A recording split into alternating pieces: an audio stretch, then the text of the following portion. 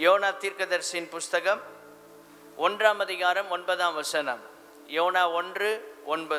அதற்கு அவன், நான் எபிரெயன், சமுத்திரத்தையும் பூமியையும் உண்டாக்கின பரலோகத்தின் தேவனாகிய கர்த்தரிடத்தில் பயபக்தி உள்ளவன். அவன் எபிரெயன், சமுத்திரத்தையும் பூமியையும் உண்டாக்கின பரலோகத்தின் தேவன். அவர் எப்படிப்பட்ட தேவன்? எல்லாரும் சொல்லுங்க. பரலோகத்தின் தேவன், அவரிடத்தில் பயபக்தி உள்ளவன். அதான் யோனா தீர்க்கதரிசி, ரொம்ப பயபக்தி உள்ளவன். ஆண்டவருடைய சமூகம் அப்படின்னு சொல்லும்போது அவன் ரொம்ப பயபக்தியாக இருப்பான்.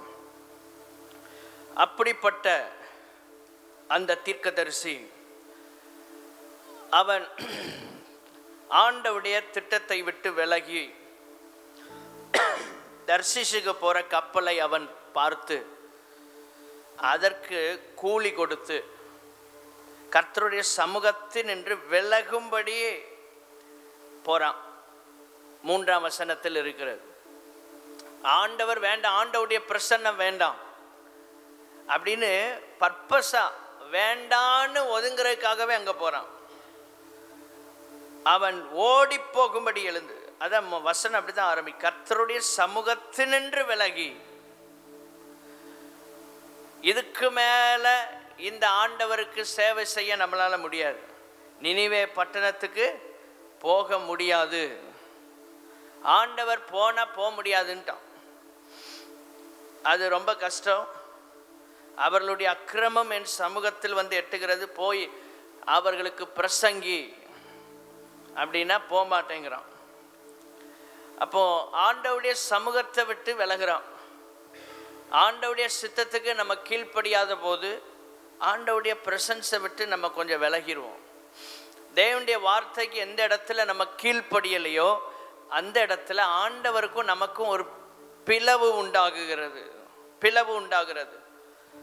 அவன் எழுந்து யோப்பாவுக்கு போய் தர்சீசுக்கு போகிற ஒரு கப்பலை கண்டு கூலி கொடுத்து அதுக்கு செலவழிக்கிறான்.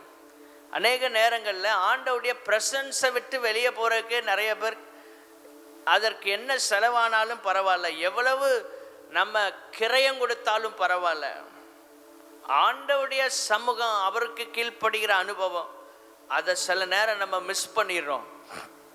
வேண்டாம் அப்படின்னு கூலி கொடுத்து செலவழித்து தேவ சித்தத்தை விட்டு விலகி போகிறான். இப்படி ஒரு மனுஷனை பார்க்க முடியுமா? நல்ல காரியத்துக்கு செலவழிச்சா பரவாயில்ல, ஆனால் ஆண்டவரை விட்டு தூரமாக போகிறதுக்கு செலவழிக்கிறான். இளையகுமாரன் தேவனை விட்டு தூரமாக போய் செலவழித்தான், இவன் தூரமாக போகிறதுக்காகவே செலவழிக்கிறான். அப்போ அந்த கப்பலை கண்டு கூலி கொடுத்து அவர் சமூகத்தினின்று விலகும்படி கப்பல் ஏறினான் என்று பைபிள் சொல்லுகிறது. அப்போ ஆண்டவர் என்ன செய்கிறாரு? 4ஆம் வசனத்தில் கூலி கொடுக்கும்போது அமைதியாக விட்டுட்டார். சில நேரம் நம்மிடத்தில் உள்ளதெல்லாம் செலவழித்து ஒன்றை செய்வோம், ஆனால் அப்போ அமைதி ஆண்டவர் விட்டுட்டு, இப்போ பாருங்க, சமுத்திரத்தின் மேல் பெரும் காற்றை அவர் வரவிட்டார். கப்பல் உடையத்தக்கதாக பெரிய கொந்தளிப்பு உண்டாகிறது. கப்பல் அதை எதிர்த்து போக முடியலை, அவ்வளவு பெரிய கொந்தளிப்பு. கப்பல் உடையத்தக்கதாக பெரிய அங்கே பிரச்சனை உருவாகிறது. எல்லாரும் பயப்படுறாங்க. 5ஆம் வசனத்தில் பாருங்க, எல்லாரும் அவங்கவுங்க தேவனை நோக்கி கூப்பிடுறாங்க. நம்மால் நல்லா தூங்கிட்டு இருக்கிறார். 5ஆம் வசனத்தின் கடைசி பகுதி, அதாவது கப்பலில் ரொம்ப அடித்தட்டு தான் கம்ஃபர்ட்டாக இருக்குமா, ரொம்ப காஸ்ட்லியானது. அதாவது பிஸ்னஸ் கிளாஸ்லாம் சொல்கிறாங்கல்ல, அந்த மாதிரி கப்பலில் அடித்தட்டு அதான் ரொம்ப சொகுசாக இருக்குமா. நம்மால் இருக்கிறதில் எது சொகுசாக இருக்குமோ அங்கே போய் உட்காந்து நல்லா இலைப்பாரிட்டு இருக்கான். இவனுக்கு ஒன்றுமே தெரியலை தூக்கத்தில். எப்பா நீ எலும்பு, இங்கே நாங்கள் உயிருக்கு போராடிட்டு இருக்கிறோம், கப்பலில் இருக்கிற சரக்கெல்லாம் வெளியே எரிஞ்சிட்டு இருக்கிறாங்க. ஆனால் இவனுக்கு அவ்வளோ நிம்மதியாக அப்படியே ரிலாக்ஸாக இருக்கான். அவனை எழுப்பி கேட்டாங்க, உன் பேரில் சீட்டு விழுந்திருக்குப்பா, நீ என்ன பண்ண? உன் நிமித்தம்தான் இந்த பிரச்சனை வந்திருக்கு, நீ எங்களுக்கு சொல்லு, நீ என்ன வேலை செய்கிற, எங்கேருந்து வர்ற? இப்படியெல்லாம் கேட்கும்போது அவன் தெளிவாக சொல்கிறான், நான் எபிரேயன், நான் தேவனிடத்தில் பயபக்தி உள்ளவன். தூக்கத்தில் எழுப்பி தட்டி கேட்டாலும் எத்தனை பேர் சொல்வீங்க? உங்கள் பேர் என்ன, எந்த சர்ச்சுக்கு போகிறீங்க, என்ன ஊழியம் செய்கிறீங்க அப்படின்னு உங்களை தட்டி எழுப்பி கேட்டால் என்ன சொல்வீங்க? போயிட்டு ஒரு 2 மணி நேரம் கழித்து வந்து கேளியா, ஒன்றும் விளங்க மாட்டேங்கி. என்ன ஸ்தோத்திரம். இப்போ சிலரை கை கொடுத்து கேட்டாலே சிலருக்கு வந்து எங்கேயோ இருக்கிற மாதிரி ஃபீல் இருக்கு. சிலர் அப்படி தான் உட்காந்துருக்கீங்க. சர்ச்சில் தான் இருக்கோமா இல்லை வேற எங்கேயும் இருக்கோமான்னு அவங்களுக்கே தெரியலை. ஸ்தோத்திரம். அவனை தூக்கத்தில் எழுப்பி தட்டி கேட்குறாங்க, நீ யார் அப்படின்னு. அவன் தைரியமாக சொல்கிறான், நான் இதுதான் அப்படின்னு. நான் கர்த்தருடைய சமூகத்தில் நிற்கிறவன், ஊழியக்காரன் என்பதை மறைக்காமல் சொல்கிறான். 10ஆம் வசனத்தில் நான் கர்த்தருடைய சமூகத்தை விட்டு விலகி போகிறேன் அதையும் சொல்லிட்டான். தங்களுக்கு அறிவித்ததினால் இவனை கண்டு எல்லாரும் பயப்படுறாங்க.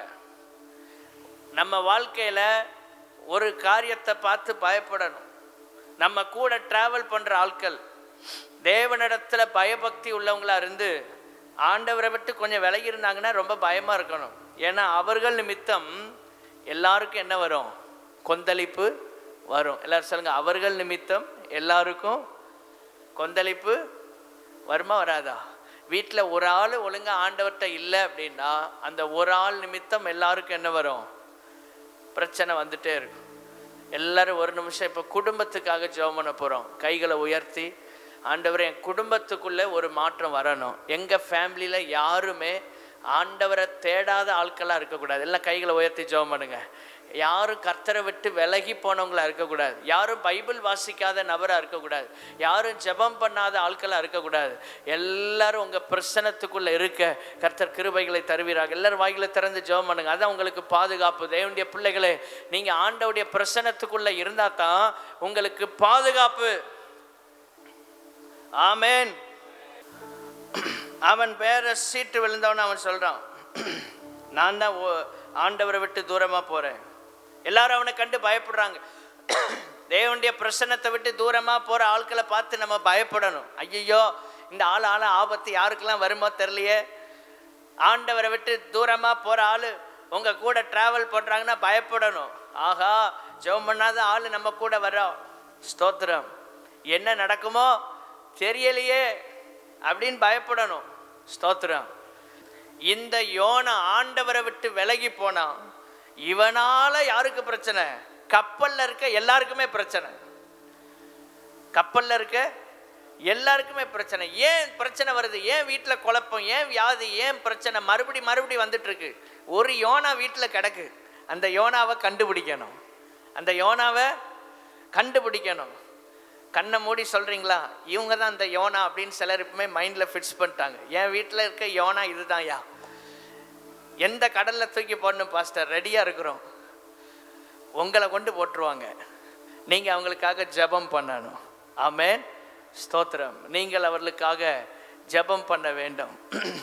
தேவனுடைய பிள்ளைகளே, அப்போ இந்த நிலைமைக்கு யோனா போயிட்டான். எல்லாரும் கண்டுபிடிச்சி இவன் ஒரு ஆண்டவரை விட்டு விலகி போன ஆளுன்னு எல்லாருக்கும் பப்ளிசிட்டி ஆயிடுச்சு. இது தேவையா? கர்த்தர் சொன்ன இடத்துக்கு போகலன்னா அநேக நேரங்களில் கர்த்தரை காமிச்சு கொடுத்துருவார். ஆண்டவருடைய சித்தத்தை விட்டு விலகும் போது ஆண்டவரே நம்மளை மாட்டி விடுவார். இவ்வளோ பெரிய நல்ல பிரசங்கியார், ஒரு ப்ரீச்சர், பெரிய ஊழியக்காரன், ஆனால் இங்கே வந்து மாட்டிக்கிட்டான் எல்லாரும் முன்னாலேயும். காரணம் என்ன? தெரிந்தே தேவ பிரசன்னத்தை விட்டு விலகுறான். ஆண்டவருடைய பிரசன்ஸை விட்டுட்டோம் அப்படின்னா நம்ம எங்கேயாவது போய் சிக்கிடுவோம். இந்த யோனா கதை நடந்துச்சு. சமுத்திரம் இன்னும் அதிகமாக கொந்தளிக்கிறது. என்ன செய்யணும்னு கேட்குறாங்க. 12ஆம் வசனத்தை பாருங்க. நீங்கள் என்னை எடுத்து சமுத்திரத்திலே போட்டு விடுங்கள். அவனே சொல்கிறான். உண்மையிலே அவனை பாராட்டணும். உண்மையிலே அவனை பாராட்டணும். யாராவது இந்த நிலைமையில் சொல்லுவோமா, என்னை தூக்கி கடலில் போட்டுருங்கப்பா பிரச்சனை தீந்துடும், அப்படி யாராவது சொல்ல முடியுமா? யாரும் சொல்ல முடியாது. அப்போ அந்த அளவுக்கு ஆண்டவுடைய ஊழியக்காரன் தைரியமாக சொல்கிறான், என்னை எடுத்து என்ன செய்யுங்க, கடலில் தூக்கி போடுங்கப்பா. இந்த எல்லா பிரச்சனைக்கும் யார் தான் காரணம்? நான் தான் காரணம். என்னை போட்டால் எல்லாம் முடிஞ்சு. ஸ்தோத்திரம்.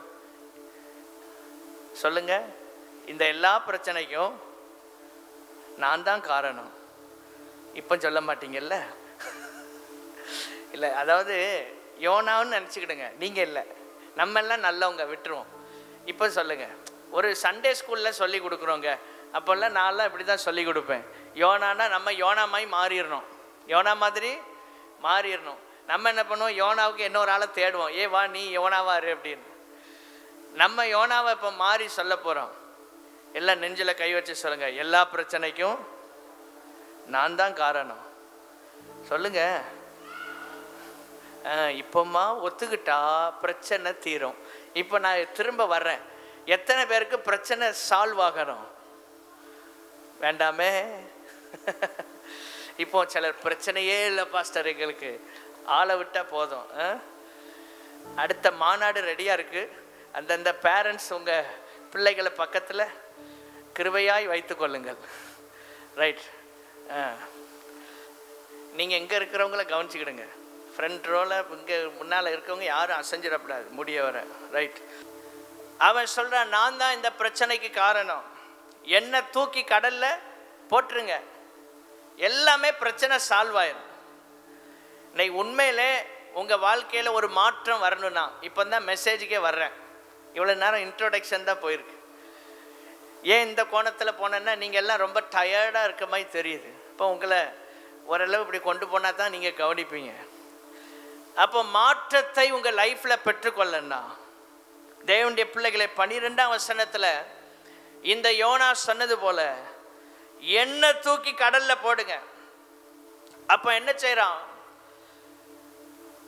அந்த பிரச்சனைக்கு தீர்வை அவன் கொண்டு வருகிறான். அந்த தீர்வு என்ன? அவன்தான் தீர்வு. பிரச்சனைக்கு தீர்வு யார்? யோனா. உங்க வாழ்க்கையில பிரச்சனைக்கான தீர்வு யார் என்பதை கண்டுபிடித்து நீங்கள் அந்த பிரச்சனையை சால்வ் பண்ணணும். கைகளை உயர்த்தி அல்லேலூயா சொல்லாமா? ஸ்தோத்திரம். பிரச்சனைக்கான தீர்வு யாரிடத்துல இருக்கிறது சொல்லுங்க? நம்ம கையில தான் இருக்கு. இப்போ சொல்லுங்க, பிரச்சனைக்கான தீர்வு மாற்றம் நிகழணும்னா, ஸ்தோத்திரம், ஆமென், நான் செய்ய வேண்டியதை நான் செய்யணும். எல்லாரும் சொல்லுங்க, நான் செய்ய வேண்டியதை. அதான் ஃபர்ஸ்ட் பாயிண்ட். இன்னைக்கு நீங்க செய்ய வேண்டியதை நீங்க செய்யணும். இப்போ எல்லாமே இன்னைக்கு எல்லாம் சமையலுக்கு ரெடி பண்ணி வச்சுட்டு வர்றீங்கன்னு வைங்க, 12 மணினோடனே இன்னைக்கு போய் பண்ணிக்கலான்னு முடிவு பண்ணிட்டீங்களோ, பரவாயில்ல அப்படின்னு எல்லாமே ரெடி பண்ணி சாம்பார் வைக்கிறாங்கன்னு வச்சுக்கிடுவோம். என்ன, அதுக்கு தேவையான எல்லாத்தையும் ரெடி பண்ணி கொண்டு போய் எல்லாம் அப்படி கிச்சனில் வச்சாச்சு. இப்போ இயேசு தேவா உம்முடைய நாமத்தினால் இதை ஆசீர்வதித்து இப்பொழுது இது எல்லாம் சாம்பாராய் மாற கடவுது அப்படின்னு யாராவது ஜெபம் பண்ணுவீங்களா? ஜெபம் பண்ணி பாருங்களேன். ஆண்டவரே, உமக்கு எவ்வளோ வல்லமை இருக்கு. செங்கடலை 2ஆ பிளந்தவர். இன்னைக்கு எனக்கு ரொம்ப டயர்டாக இருக்கு, காய்கறி எல்லாம் வெட்டிட்டேன் கஷ்டப்பட்டு, சாம்பாரை மட்டும் வச்சு தந்துடும் ஆண்டவரே. யாராவது ஜெபம் பண்ணியிருக்கீங்களா? இன்னைக்காவது ஜெபம் பண்ணிங்கன்னா ஒரு நாள் கூட சாப்பிட முடியாது, அப்படியே தான் இருக்கும். அப்போ நாம் செய்ய வேண்டியது, எல்லாரும் சொல்லுங்க, நாம் செய்ய வேண்டியதை நம்ம தான் செய்யணும். கர்த்தர் செய்ய வேண்டியதை சொல்லுங்க, கர்த்தர் தான் செய்வார். நம்ம எல்லாமே கர்த்தர் செய்வார்னு முடிச்சிருவோம். காலையில் வந்தவங்களுக்கு தெரியும், நல்ல ஒரு பூஸ்டிங்கான மெசேஜ். அது ஆண்டவர் காலையில் நல்ல ப்ராஃபட்டிக்கலாக இடைப்பட்டார். அப்போ எல்லாருக்கும் ஒரு சந்தோஷம், கர்த்தர் எனக்காக யாவையும் செய்து முடிப்பார்னு வசனம் சொல்லுது பாஸ்டர். அப்போ நீங்கள் என்ன செய்யணும்? எனக்காக யாவையும் செய்து முடிக்க வேண்டும். ஸ்தோத்திரம். எனக்காக எல்லாத்தையும் நீங்கள் என்ன செய்யுங்க? செய்து முடிங்க ஆண்டவரே அப்படின்னு சொல்லிட்டு உட்கார்ந்துருந்தா ஏதாவது நடக்குமோ? காலையிலே வேலைக்கு போகணும், காலையிலே ஒர்க்குக்கு போகணும். அப்போ என்ன சொல்கிறோம்? கர்த்தாவே எனக்காக யாவையும் செய்து முடிக்கிறவர், எனக்கு பதிலாக என் சீட்டில் போய் நீங்கள் உட்காந்து வேலை செய்யுங்க ஆண்டவரே. ஜெபம் பண்ணி பாருங்களேன். எனக்கு பதிலாக நீங்கள் போய் வேலை செய்யுங்க. இன்னைக்கு எனக்கு ரொம்ப முடியலை. வசனத்தையும் சொல்லி கர்த்தர் எனக்காக யாவையும், நீங்கள் போய் உட்கார்ந்து வேலை செய்யணும். வேலை செய்யறதுக்கான பலனை கர்த்தர் உங்களுக்கு தருவார். அதுதான் அவருடைய பார்ட். இன்னைக்கு நிறைய நேரம் அப்படிதான், இதெல்லாம் கரெக்டாக செய்வோம். ஆண்டவரே ஆத்துமாக்களை கொண்டு வரேன்னு ஜெபம் பண்ணுறோம். சில நேரம் லாஜிக்கே இல்லாமல் போயிடும். ஆத்துமாவை தாரும் ஆண்டவரே, எங்களுக்கு நிறைய பேர் வேணும்னு கேட்குறோம். அப்போ ஜெபம் பண்ணிட்டு என்ன சொல்ல, ஆண்டவரே நீர் கொண்டு வரும் ஆண்டவரே. எல்லாரும் சொல்லுங்க, அவர் எங்கேருந்து கொண்டு வருவார்? சாம்பார் கதை தான். ஆண்டவரே நீரே சமைச்சு தாரும் ஆண்டவரே, நீரே வேலைக்கு போக ஆண்டவரே. நான் என்ன செய்கிறேன்? வீட்டில் உட்கார்ந்துருக்கிறேன். ஆண்டவர் ஒன்றுமே செய்ய மாட்டார். அப்போ ஆத்துமா மட்டும் சிலர் சொல்லிடுவாங்க, அதெல்லாம் நம்ம செய்யணும் அவசியம் இல்லை பிரதர் சிஸ்டர், அதெல்லாம் ரொம்ப கஷ்டம், அதெல்லாம் நம்ம பண்ண முடியாது. அது கர்த்தர்லாம் கொண்டு வருவார் ஆத்மாவை. சொல்லுங்க, கர்த்தர்லாம் கறி குழம்பு வச்சு தருவார், நம்ம ஏன் கஷ்டப்படும்? அதெல்லாம் நம்ம கரெக்டாக செய்வோம். ஆனால் ஆண்டவுடைய ஊழியன் வரும்போது அது கர்த்தர் செய்வார், கர்த்தர் செய்வார். கவலைப்படாதீங்க பாஸ்டர், ஊழியம் வளர்ந்துரும், சபை வளர்ந்துரும், நீங்கள் டோன்ட் வரி, நாங்கள் இப்படியே வந்துட்டு போயிட்டே இருப்போம், அது பாட்டுக்கு வளரும். அப்படி இல்லை, நம்ம தான் ஆத்துமாக்களை கொண்டு வரணும். எல்லாரும் சொல்லுங்க, நம்ம தான். நாம் செய்ய வேண்டியதை நாம் செய்யணும். பவுல் நட்டான், அப்பல்லோ நீர் பாய்ச்சினான். ரெண்டு நடந்தா தான் விளைய செய்கிற கர்த்தர் ஏதாவது ஒன்று செய்ய முடியும். கைகளை உயர்த்தி அல்லேலூயா சொல்லுங்க. ஆண்டவரே நீரே போய் சந்தியும் ஆண்டவரே, ஆத்துமாக்களை நீரே போய் பிடிச்சு கொண்டு வரும் ஆண்டவரே. அவர் சொல்வார், மனுஷரை பிடிக்கிறதுக்கு தானையா உன்னையே பிடிச்சிருக்கேன். பாவத்திலிருந்து இருள்ல இருந்து கொண்டு வந்ததை எதுக்காக? மனுஷரை பிடிப்பதற்காகத்தானே. அப்போ நான் எங்க போய் பிடிக்க?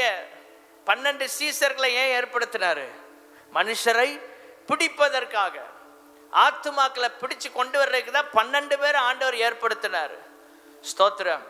அப்போ ஆத்துமாக்களை பிடிக்கிறது யார் வேலை? நம்முடைய வேலை.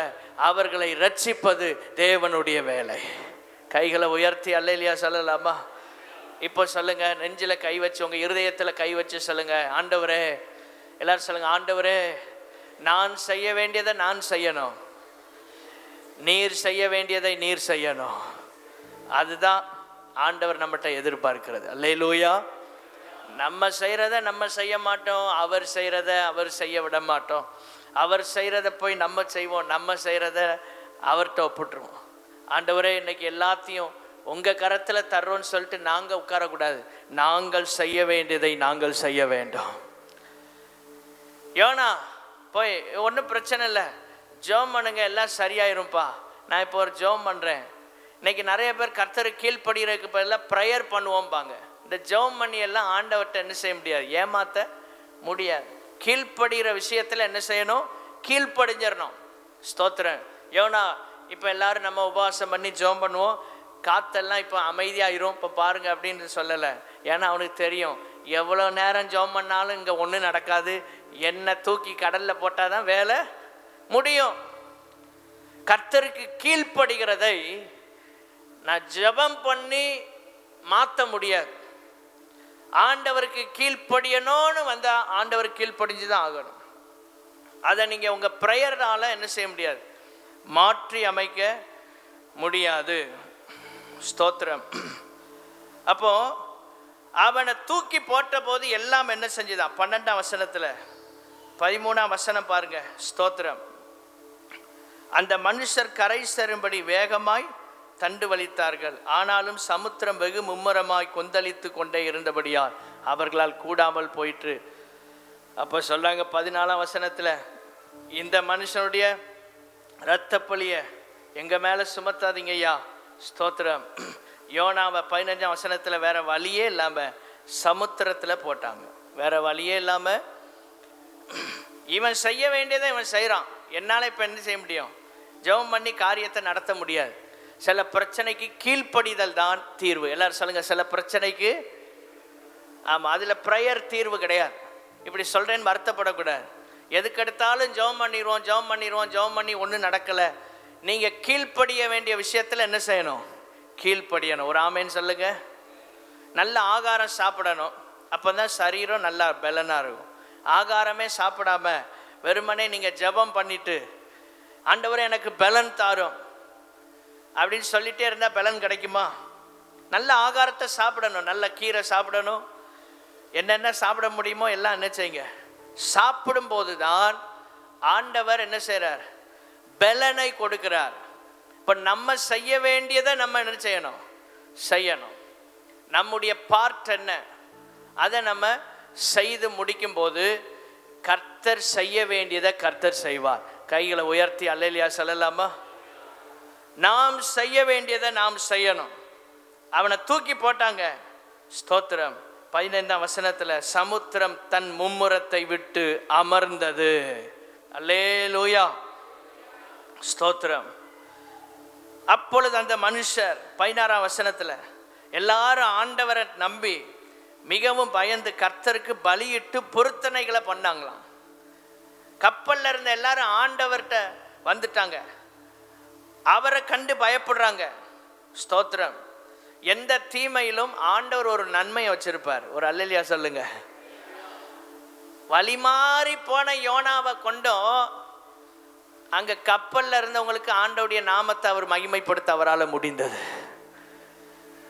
எப்படி பாருங்க, ஆண்டவர் எதிலும் எதையும் செய்பவர். எல்லாரும் சொல்லுங்க, எதிலும் எதையும் செய்பவர். அவர்தான் நம்முடைய தேவனாகிய கர்த்தர். எதில் வேணாலும் அவர் எதனாலும் செய்ய அவரால் முடியும். வழி மாறி போன இடத்துல, அதான் ஊழியக்காரன் எங்கே போனாலும் ஊழியம் இருக்கு. வழி மாறி போன இடத்துலையும் ஒரு மினிஸ்ட்ரி. இவனை தூக்கி கடலில் போட்டவொடனே அங்கே எல்லாரும் எப்போ ஆண்டவரை மகிமைப்படுத்த ஆரம்பிச்சிட்டாங்க. எல்லா காரியத்திலும் ஒரு நன்மை. உங்கள் வாழ்க்கையில் தீமையை நன்மையாக மாற்ற தேவனால முடியும். தேவனுடைய பிள்ளைகளே, யோனாவை தூக்கி கடலில் போட்டால் பிரச்சனை சொல்லுங்க சால்வ். எதை எங்கே போடணுமோ அங்கே போட்டால் வேலை முடிஞ்சு, அவ்வளோதான். ஸ்தோத்திரம். இது ஆண்டவருக்கும் தெரியும், யோனாவுக்கும் தெரியும். தேவனுடைய பிள்ளைகளே, நம்ம ஆளை தூக்கி கடலில் போட்டோன்னே அங்கே 17ஆம் வசனத்தில் ஒரு மீன் ரெடியாக இருக்கு.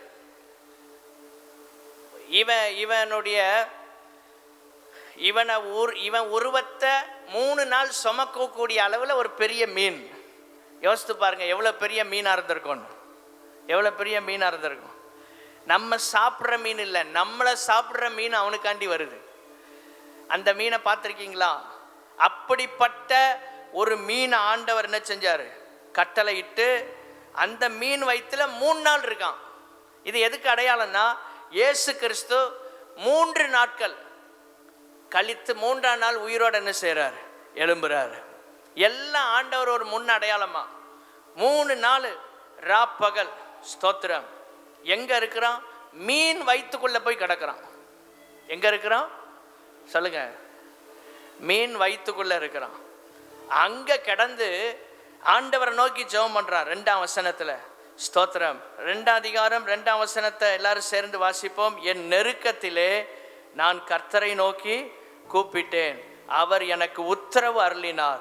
நான் பாதாளத்தின் வயிற்றிலிருந்து நீர் என் சத்தத்தை கேட்டீர். அப்போ 2ஆவதாக மாற்றம் நமக்குள்ள நிகழ்வதற்கு நெருக்கம் அவசியம். அதான் 2வது பாயிண்ட். செகண்ட் பாயிண்ட் என்ன?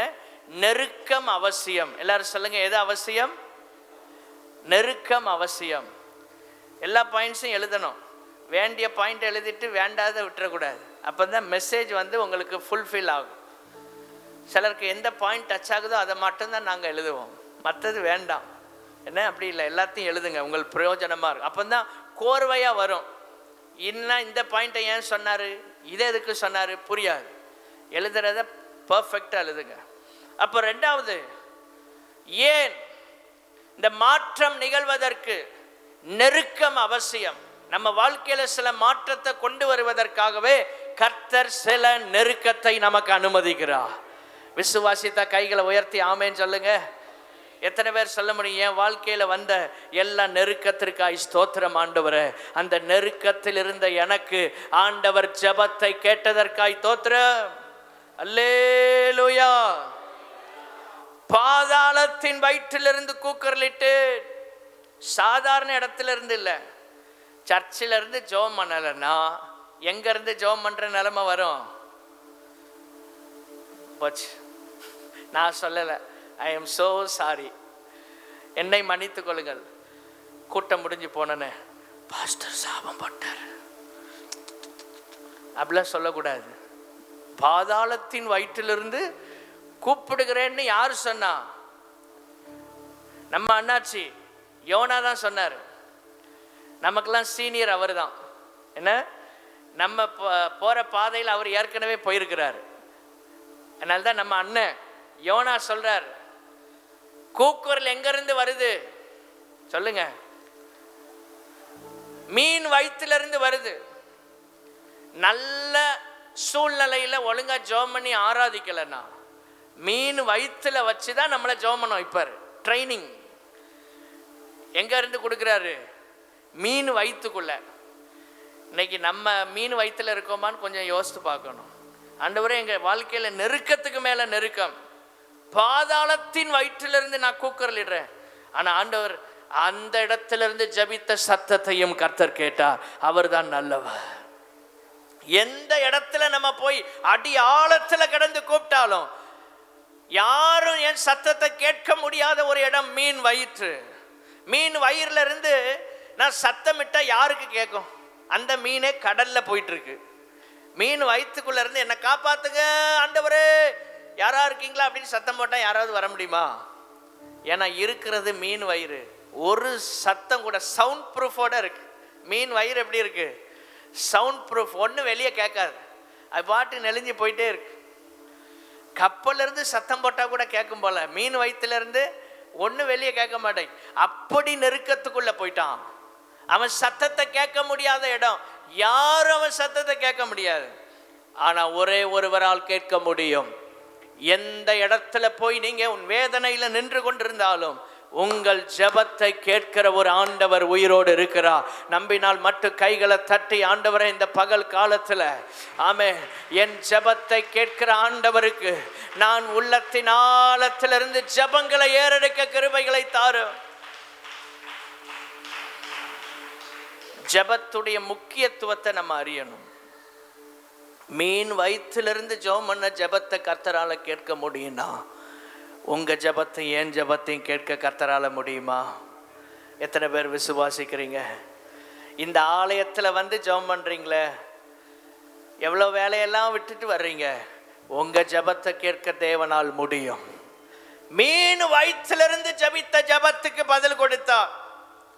என் சத்தத்தை கேட்டு, 4ஆம் வசனம், நான் உமது கண்களுக்கு எதிரே இராதபடிக்கு தள்ளப்பட்டு ஆகிலும் இன்னமும் உடைய பரிசுத்த ஆலயத்தை நோக்குவேன் என்று ஆண்டவருடைய பிரசன்னத்தை தள்ளப்பட்ட போல இருந்த மனுஷன் சொல்றான்.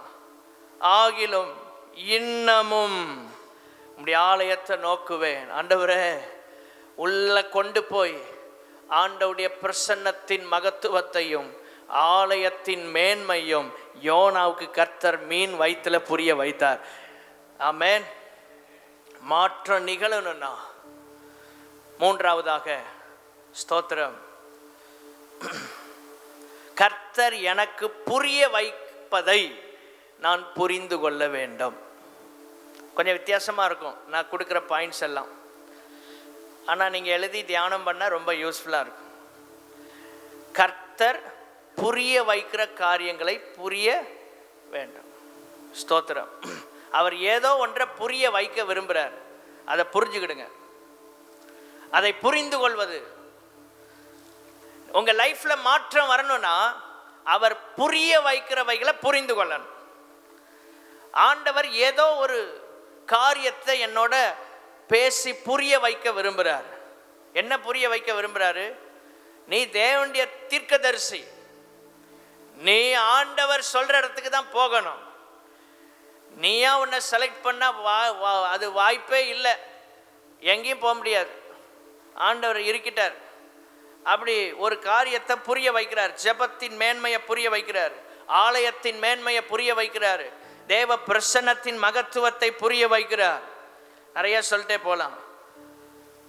7ஆம் வசனம், என் ஆத்துமா என்னில் தொய்ந்து போகையில் கர்த்தரை நினைத்தேன், கர்த்தரை நினைத்தேன். அப்பொழுது என் விண்ணப்பம் அது பரிசுத்த ஆலயத்திலே உம்மிடத்தில் வந்து சேர்ந்தது. மீன் வயிற்றிலிருந்து ஜெபம் பண்ற ஜெபம் ஆலயத்தில் வந்து சேருதான். சில நெருக்கத்தில் நீங்கள் செய்கிற ஜெபங்கள் எல்லாம் உங்கள் வாழ்க்கையில் ஆசீர்வாதத்தை கொண்டு வருவதற்கு வல்லமை உள்ளதாக இருக்கிறது. எப்போ உங்கள் ப்ரேயர் ரொம்ப சக்தி வாய்ந்ததா, வேல்யூ உள்ளதா இருக்கும் தெரியுமா? நெருக்கத்தில் ஜெபம் பண்ணும்போது. எல்லாரும் சொல்லுங்க, நெருக்கத்தில் ஜெபிக்கும் போது. நெருக்கத்தில் ஜெபம் பண்ணாதான் உங்கள் ஜெபம் ரொம்ப சக்தி வாய்ந்ததாக இருக்கும். அந்த நெருக்கத்தில் ஜெபிக்கிற அனுபவத்தை வந்து கண்டினியூ பண்ணிகிட்டே இருக்கணும். நான் அதான் உங்களுக்கு சொல்கிறேன், ஒரு கஷ்டம் வரும்போது அழுது ஜெபம் பண்ணுவீங்க பாருங்க, அந்த ஜெப ஜீவியத்தை கடைசி மட்டும் இழந்துடாதீங்க. அந்த ஜெப ஜீவியத்தை இழந்துடாதீங்க. எல்லாம் கொஞ்சம் கம்ஃபர்டான போத ஆண்டவரே, எளியாமாய் போத ஆண்டவரை, ஜீவனை எடுத்துக்கொள்ளு நம்மாய். சிலர் போத ஆண்டவரே, இதுக்கு மேலே ஜெபம் பண்ணி என்ன கிடைக்க போகுது, எல்லாம் கிடைச்சிருச்சு. அப்படி இல்லை, கிடைக்குதோ கிடைக்கலையோ கடைசி வரை ஜெபம் பண்ண கர்த்தர் கிருபை தருவாராக. கைகளை உயர்த்தி அல்லேலூயா சொல்லலாமா? புரிய வைக்கிறவைகளை ஆண்டவர் எதை புரிய வைக்கிறாரோ அதை புரிந்து கொள்கிற கிருபை ஆண்டவர்கிட்ட கேளுங்க. சில பிரச்சனையில் ஆண்டவர் சில மெசேஜை உங்களுக்கு கொடுப்பார், புரிய வைப்பார். இது இப்படி தான், அதை புரிஞ்சுக்கிடுங்க. உங்கள் வாழ்க்கையில் நெருக்கம் நீங்கிறோம், பெருக்கம் உண்டாகும். புரிய வைக்கும்போது நீங்கள் அதை புரியாமே இருக்கக்கூடாது. இதை புரிய வைக்கிறதுக்கு எத்தனை நாள் ஆச்சு யோனாவுக்கு? 3 நாள். எத்தனை நாள்? உங்கள் லைஃப்பில் பிரச்சனை சீக்கிரம் நீங்கன்னா ஆண்டவர் சொல்கிற காரியங்களை உடனே புரிஞ்சுக்கிடுங்க. நீங்கள் புரியாத வரைக்கும் அது நீண்டு கொண்டே போகும். உங்கள் கஷ்டத்தின் பாதை நீண்டு கொண்டே போகும். மீன் வயிற்றில் ட்ராவல் பண்ணுறது, அந்த ட்ராவலிங் டைம் வந்து கூடிக்கிட்டே இருக்கு. ஏனால யோனா இன்னும் ஒப்பு கொடுக்கல. எப்பா எப்பா இன்னும் ஒரே ஒரு காரியம் புரிஞ்சு டக்குன்னு ஒப்பு கொடு, உன்னைய தூக்கி நினிவேல போட்டுரும், முடிஞ்சு. அது வர்ற வரைக்கும் உள்ள வச்சு ஆண்டவர் 3 நாள் அவனுக்கு சத்தியத்தை போதித்து, இவ்வளோ நாள் எத்தனை பேருக்கு நீ பிரசங்கம் பண்ண பார், இப்போ உனக்கு பிரசங்கம் தேவை அப்படின்னு உள்ள வச்சு ஆண்டவர் அவனுக்கு பிரசங்கம் பண்ணி புரிய வைக்கிறார். கைகளை உயர்த்தி ஆமேன்னு சொல்லுங்க. நீங்கள் என்ன ஊழியம் செஞ்சாலும் உங்களுக்கும் பிரசங்கம் தேவை. ஆமேன். நானே நல்ல ப்ரீச்சர் தான் பாஸ்டர், நான் நல்ல லீடராக இருக்கிறேன், சர்ச்சில் நல்லா டீச் பண்ணுறேன், நான் சண்டே ஸ்கூல் நல்லா எடுக்கிறேன், எனக்கு எதுக்கு பிரசங்கம் இல்லை? பிரசங்கியாகிய யோனாவுக்கே பிரசங்கம் தேவைப்பட்டுச்சு. மீன் வயிற்றுல தான் பிரசங்கம் பண்ணுறாரு ஆண்டவர். அவனுக்கு நிறைய விஷயங்களை உணர்த்தி அவன் வாயாலே பேச வச்சு அவனை மனம் திரும்புதலுக்குள்ளே கொண்டு வந்து ஆண்டவர் அவனை திரும்ப பயன்படுத்தினார். கைகளை உயர்த்தி அல்லேலூயா சொல்லாமா? உங்கள் லைஃப்பில் மாற்றம் வேணும்னா நீங்கள் ஆண்டவர் உங்களுக்கு புரிய வைக்கிற விஷயங்களை கரெக்டாக புரிஞ்சுக்கிடுங்க. ஆண்டவர் சில காரியங்களை உங்களுக்கு புரிய வைக்க முயற்சிக்கிறார், புரிந்து கொள்ளுங்கள். 10ஆம் வசனம், கர்த்தர் மீனுக்கு கட்டளையிட்டார். எல்லாரும் சொல்லுங்க, கர்த்தர் மீனுக்கு. போதும், அவன் ஓகே ஆயிட்டான், வந்துட்டான் என் சித்தத்துக்குள்ள. மீனே போதும், ஓகே, நீ என்ன பண்ணு, போய் அவனை சேர்க்க வேண்டிய இடத்துல சேர்த்துருப்பான். அவ்வளோதான், முடிஞ்சு போச்சு. ஒர்க் டியூட்டி முடிஞ்சு ஓவர். அப்படி தான் இருக்கணும். ஆண்டவர் நம்ம கொடுத்த ஊழியத்தை முடிச்சுட்டு சந்தோஷமாக கர்த்தருக்கு மகிமையை செலுத்தணும். ஒரு அல்லேலூயா சொல்லுங்க. மீன் மாதிரி இருக்கணும். எல்லாரும் எப்படி இருக்கணும்? மீன் மாதிரி இருக்கணும். ஆண்டவர் என்ன வேலையை கொடுக்குறாரோ நச்சுன்னு முடிச்சுட்டு அப்படி ஜம்முன்னு புறப்பட்டு போயிடுச்சு மீன். அதான் ஆண்டவுடைய படைப்பு, அதான் ஆண்டவுடைய படைப்பு. ஸ்தோத்திரம். அதான் ஆண்டவுடைய படைப்பு. யோனாவை கரையில் கக்கி விட்டது. கக்க தானே முடியும், வாமிட் பண்ணிட்டு போயிடுச்சு. அப்படி கொண்டு யோனாவை வலுக்கட்டாயமாக தள்ளினது மாதிரி என்ன செய்யுது, போயா, உன்னால எனக்கும் பிரச்சனை. 3 நாளாக மீன் ஒன்றும் சாப்பிடாம இருக்கு. 3 நாளாக மீனும் ஃபாஸ்டிங். இவனை தூக்கி உள்ளே வச்சதுக்கப்புறம் சாப்பிட முடியுமா? அந்த மீனும் சாப்பிடாம கிடக்கு. பாருங்க, ஒரு ஆள் ஆண்டவரை விட்டு விலகுனா கப்பல் பிரச்சனை, வந்தவங்களுக்கு பிரச்சனை, கடைசியில் மீனுக்கே பிரச்சனை. அது சாப்பிட முடியாமல் 3 நாள் ஃபாஸ்டிங்கில் இவனை வச்சுக்கிட்டு அங்கேயும் இங்கேயும் உருண்டுட்டு வருது. இவன் உள்ளேருந்து சத்தம் போடுறான், அதுக்கே இரிட்டேஷனாக இருக்கு. ஆண்டவர் மட்டும் நீ எதுவும் செய்யாதன்னு சொல்லலைன்னா உள்ளே வச்சே கொண்டிருக்கோம் மீன். இவன் பண்ண வேலைக்கு உள்ளே இருந்து எவ்வளோ அதிகாரம் எழுதியிருக்கான் பாருங்க. மீன் வயிற்றுக்குள்ளே இருந்து சத்தம் போட்டு கிடக்கான். சில நேரங்களில் அப்படிதான். ஸ்தோத்திரம். நல்லா கைத்தட்டி பாடி ஆராதிக்க சொன்னால் ஒன்றுமே சத்தமே வராது. திரும்ப ஆண்டவர் எங்கேயாவது கொண்டு போய் ஒரு லாக் பண்ணி வைக்கும்போது அதுக்கப்புறம் சத்தம் போட்டு ஆராதிப்போம் பாருங்க. 4 வீட்டுக்காரன் என்ன நடக்குன்னு வந்து கேட்குற அளவில் நம்ம ஆராதனை வர்ஷிப் வந்து அப்படியே இருக்கும். அதை எப்பொழுதும் செய்யணும்னு கர்த்தர் விரும்புகிறார். அல்லேலூயா. இன்பத்திலும் சரி துன்பத்திலும் சரி கர்த்தரை ஆராதிக்க கர்த்தர் கிருபைகளை தருவாராக. அவனை தூக்கி ஆண்டவர் நினிவேக்கு கொண்டு போறார். நினிவேக்கு போனா ஆண்டவுடைய வேர்ட் அங்க பிரீச் பண்றான். ஆண்டவுடைய வார்த்தையை போதிக்கிறான். 3 நாள். ஸ்தோத்திரம். நினிவே பிரயாண விஸ்தாரமான மகா பெரிய நகரம். அந்த சிட்டி எப்படி இருக்கு? 3ஆம் வசனம், 3ஆம் அதிகாரம் 3ஆம் வசனம். 3 நாள் டிராவல் பண்ணணும். அவ்வளோ பெரிய இடம். அவன் ஜனங்கள் அங்கே போய் பிரசங்கித்த போது, ஸ்தோத்திரம், இன்னும் 40 நாள் தான் இருக்கு. நினிவே ஆண்டவர் கவிழ்க்க போறார். ரட்சிக்கப்படுங்க. அப்போ நினிவேயில் உள்ள ஜனங்கள் தேவனை விசுவாசித்து உபவாசம் செய்யும்படி கூறினார்கள். பெரியோர் முதல் சிறியோர் வரைக்கும் ரெட்டுடுத்தி கொண்டார்கள். நினிவேயின் ராஜாவும் தன்னுடைய ராஜ வஸ்திரத்தை களைந்து விட்டு அவனும், ஸ்தோத்திரம், ரெட்டை உடுத்தி கொண்டு சாம்பல்ல உட்கார்ந்தான். அதான் ஓல்ட் டெஸ்டமெண்ட்டுடைய ஃபாஸ்டிங் ப்ரேயர். பழைய ஏற்பாட்டின் உபவாசம் என்ன? ரெட்டுடுத்தி சாம்பல்ல உட்காரணும். எல்லாரும் சொல்லுங்க, ரெட்டுடுத்தி. இப்போ உபவாச ஜபம்னா எல்லாரும் ரெட்டுடுத்தி சாம்பல்ல உட்காந்தா எப்படி இருக்கும்? நல்லா இருக்குமா? செய்ய முடியுமா? அப்படி சொல்லலை ஆண்டவர். அப்படி சொல்லலை. ரெட்டுடுத்துறது எதுக்கு அடையாளம்? நம்மையே ஆண்டவுடைய சமூகத்தில் வருத்தி, ஸ்தோத்திரம், ஆண்டவுடைய சமூகத்தில் சாம்பல், ஒரு சாதாரணமான ஒரு நிலைக்கு, ஏழ்மை நிலைக்கு வர்றது. ஆண்டவுடைய பிரசன்னத்தில் வந்து அப்படி உட்காரணும். நம்மை தாழ்த்தி, நம்மை வெறுமையாக்கி, ஆண்டவரே நான் ஒன்றுமே இல்லை அப்படிங்கிற இடத்துக்கு வரணும். ஃபாஸ்டிங் ப்ரேயர் உங்களை அதுக்கு தான் கொண்டு வருது. நான் ஒன்றுமே இல்லைப்பா, நான் 0 அப்படிங்கிற, நத்திங் அப்படிங்கிற இடத்துக்கு நீங்கள் வந்துட்டீங்கன்னு வைங்களேன், உங்கள் ஜெபத்தை ஆண்டவர் கேட்பார், பதில் தருவார். ஆமேன். ஸ்தோத்திரம். மாற்றம் உங்கள் லைஃப்பில் நிகழணும்னா 4வதாக உங்கள் வாழ்க்கையில் நான் ஒன்றும் இல்லை என்பதை நாம் உணர வேண்டும். எல்லாரும் சொல்லுங்க, நான். அதில் 2 விஷயம் இருக்கு. நான் ஒன்றுமில்லை, என்னாலும் ஒன்றுமில்லை. எல்லாரும் சொல்லுங்க, என்னை கொண்டும் ஒன்றுமில்லை. நானும் ஒன்றும் இல்லைப்பா, நான் ஒன்றும் பெரிய ஆள் இல்லை, என்னை வச்சு ஒன்றும் பிரயோஜனம் இல்லை, என்னால் முடியாது அப்படிங்கிற இடத்துக்கு நாம் வரும்போது எல்லாவற்றையும் செய்கிற வல்லமையுள்ள தேவன் நம்மை பயன்படுத்த அவரால் முடியும். எத்தனை பேர் நம்புறீங்க? ஆமேன். ஸ்தோத்திரம். மாற்றம் உங்கள் லைஃப்பில் நிகழணும்னா என்னால் ஒன்றுமே முடியாது ஆண்டவரே.